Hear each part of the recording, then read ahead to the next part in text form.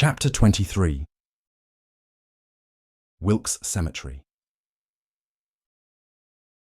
It took Anastasia a few seconds to slow down her run. She nearly missed her turn on the street that led to Wilkes Cemetery. She softly placed Nathan on his feet and she watched him try to stand up straight in his state of confusion. Deamon's speed was more painful, and the effects on humans weren't that pleasant. Still, she stood, satisfied that Nathan had survived the run. She straightened her brown jacket, slicked back her hair, and wiped the speckles of dust and dirt from her face. Along with Remy, Maris, and Aidan, she and Nathan stood at the entrance of the cemetery, just within moments of finding what they looked for. The cemetery brought back the memory of months ago when Remy gave Veronica sensual appetite to help her tolerate the speedy travel. Then she stood against it, and she worried that the human stomach couldn't handle it. Sadly, she began to think about Veronica and if they would get her back. Remy easily broke the lock from the gate, and he pushed it open. Anastasia followed Nathan down the dirt path, her Deamhan vision eyeing every slumped headstone close and afar, trying to find the one they were looking for. At one point, she thought she'd found the grave and she wavered off the path through low brush, heading straight for it. Once she realized she made a mistake, she returned to Nathan, who continued to walk forward in their search with Aidan and Maris following him. She watched Nathan make his way to the far back where the dirt path split into two. He stopped, first looking right, then left. The cemetery was bigger than they expected. Remy kneeled next to a gravestone and read the inscription. "Hey, I know this girl," he replied with excitement in his voice. "I think I killed her." They ignored Remy and proceeded further into the cemetery. Nathan slowed down his walk, and he leaned against a tall marble statue of an angel. "Rest here," Anastasia said to him. "No, I'm fine." He waved off her worry. She knew he wasn't fine. She knew his body had grown weaker in the past year. "Are you sure?" Unfamiliar with human sicknesses, his previous answer still didn't register to her. "We're losing sight of what's important here," Nathan replied. Against her better judgment, she nodded and quickly began her search, running through each plot, scanning over them as quickly as she could. She stopped just short of a small embankment, glaring at a thin layer of rotted leaves covering a few graves. She swiped away at the leaves with her feet, revealing headstones of an entire family from the 18th century. She stepped over their graves and continued, approaching more graves in the next row. The cemetery reminded her of her beloved country and her past. She tried to remember Aidan's sire, but it was impossible to remember every demon and human she killed. There were too many. However, she couldn't forget marauding villages with her sire, seeking out victims who fled into the cemetery thinking they could get away. How easy it was to hunt them all down and put them down like rabid dogs. Remy caught up with her and stood by her side. "Nathan is troubled by this new information." "Wouldn't you be if you were in his place?" She stepped carefully over rotted slumps, fallen branches, and small mountains of leaves until she noticed that the ground underneath them was soggy, making her feel like she walked over a marsh. "I don't know, really." Remy shrugged. "I wasn't that close to my human father. Were you close to yours?" His question made her snarl. Again, he pried in on her thoughts. "I guess not." He smiled. "Still, he's taking all of this better than I thought he would." He placed his hand on her shoulder. "So, what's the story behind Aidan and Maris?" "Stop asking me." "So, your past is catching up with you." Regardless of what she thought about Remy, he always seemed to know when a problem brewed. This time she didn't hold back in telling him. "Aidan overpowered me earlier tonight." "Overpowered you?" Anastasia looked at him. "Yes, he could have killed me." "We're talking about Aidan, right?" "Yes." "Interesting." He tapped his chin in thought. "What do you want to do about it?"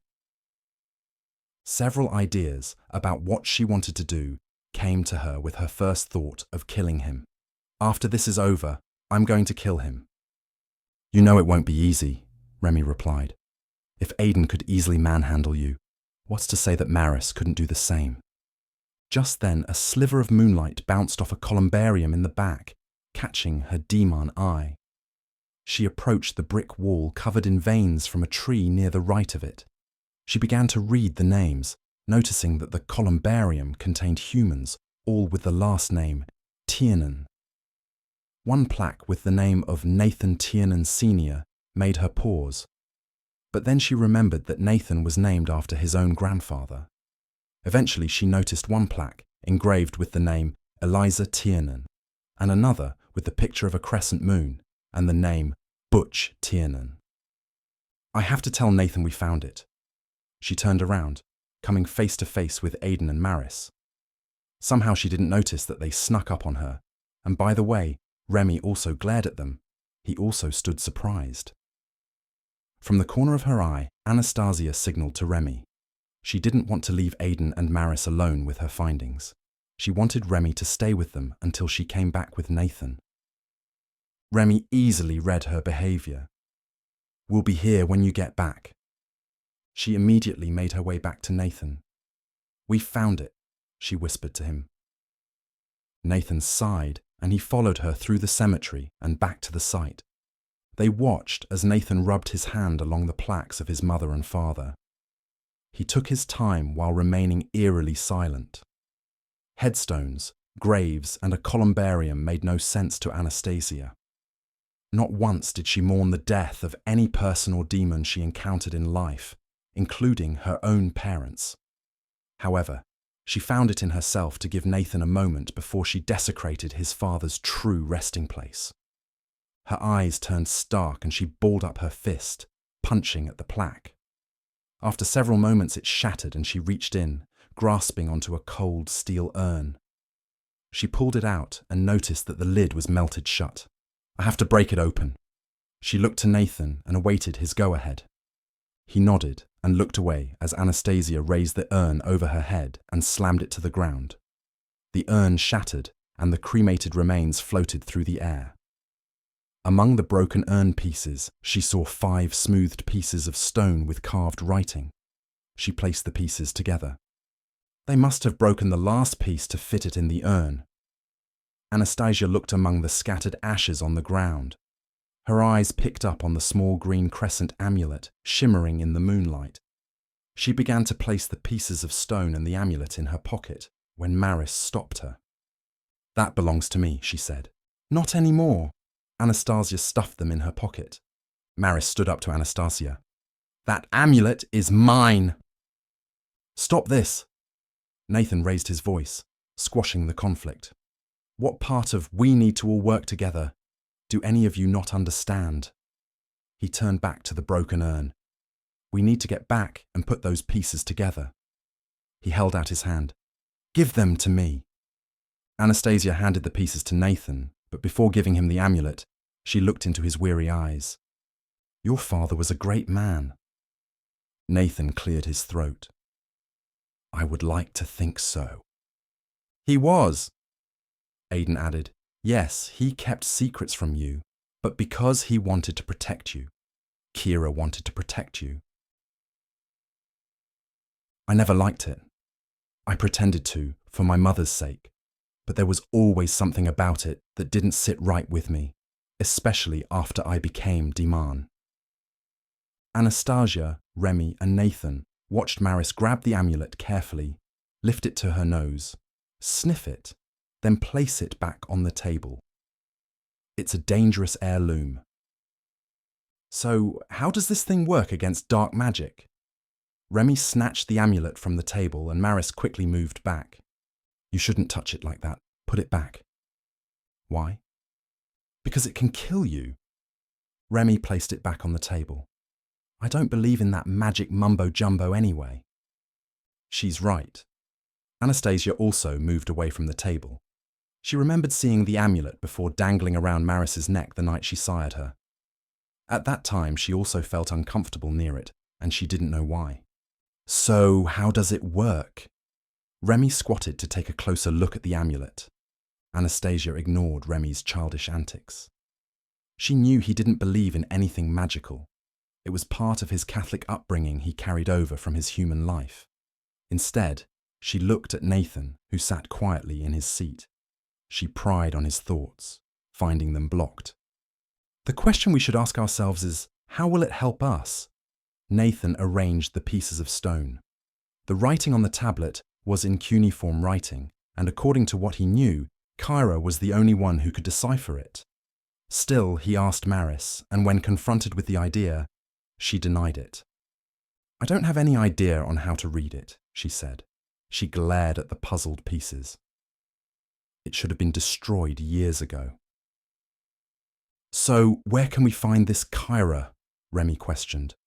"She contacts me," Aidan replied, "but she won't. Not as long as Lucius and Celine are chasing her." "Well, I guess you need to brush off the cobwebs and tell us what's on this stone," Remy said in a snobbish tone to Maris. "I told you, I don't know." They continued to argue as Hallie entered the room. "I may have found something." She hurried over to them and she placed a blank journal on the table. "When you were all out at the graveyard searching, I was looking through all these journals of blank pages. There's one that talks about the curse and I think the amulet." She flipped through the blank pages. "There's something about recharging the amulet, but I don't know what that means." "Recharging?" Nathan questioned. "The amulet is supposed to protect the person wearing it from any demon," Hallie said. "Here it says that you need juniper herbs to recharge. Oh, and it also won't work if no one is wearing it." "Are you sure?" Aidan asked. "If you don't believe me, find some moonlight and read it for yourself." No, I believe you. Besides Nathan, you're the only other person in this room I trust." He smiled at her. "You and I are both Metusba Deamhan, Hallie. We tell the truth more than our counterparts. It's in our blood." Nathan snapped out of his silence. "There are a few New Age stores located on the east side of the city near the Mississippi River. They might sell juniper herbs." Aidan paused before he picked up the amulet from the table. "We need to go." He placed it in his pocket and looked around the room. "I'll go with you." Hallie's unusual jump at the chance to go startled Anastasia, but before she could say anything, Remy nudged her with his elbow, signalling for her to be quiet. "I'll go too," Maris replied. Nathan nodded. Anastasia watched as they left. After hearing the front door close, Remy clapped his hands together and waited for a few moments before opening his mouth. "Hallie did good. Remind me to buy her as many cigarettes as she wants." Baffled, Anastasia said to him, "What did she do?" Remy raised his hand.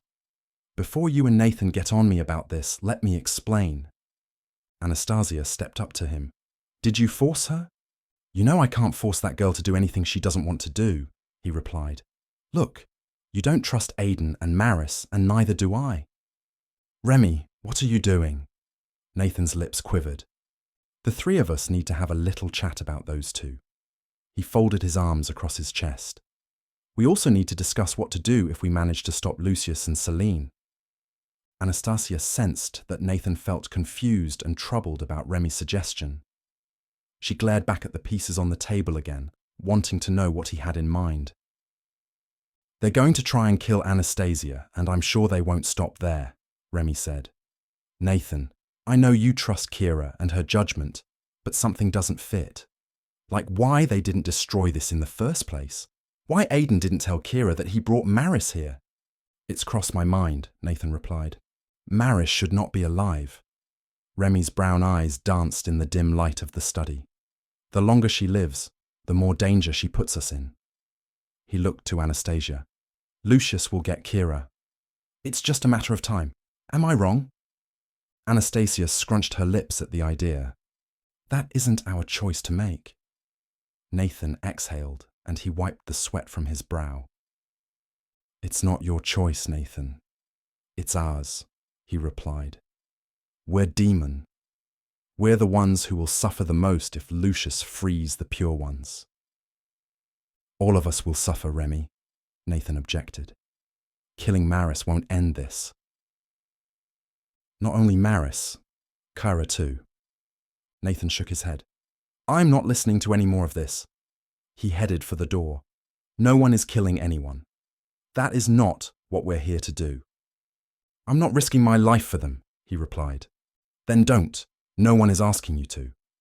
Nathan left the study. Sometimes he can be so stubborn, Remy mumbled. You know I'm right, Anna. You know that both Kyra and Maris must die. I'm not doubting it, but we need them against Celine and Lucius. So we kill her tomorrow then, along with Aiden? Remy leaned on the table and smiled. And we find Kyra and kill her too? Kira won't be easy to kill. She's the oldest Ramanga alive. But she's no pure one. She has the same weaknesses as we do. She didn't hesitate. Yes. You know, Nathan will never forgive us if we do this. A wide grin appeared on Remy's face. I don't care about his forgiveness. Besides, he'll get over it.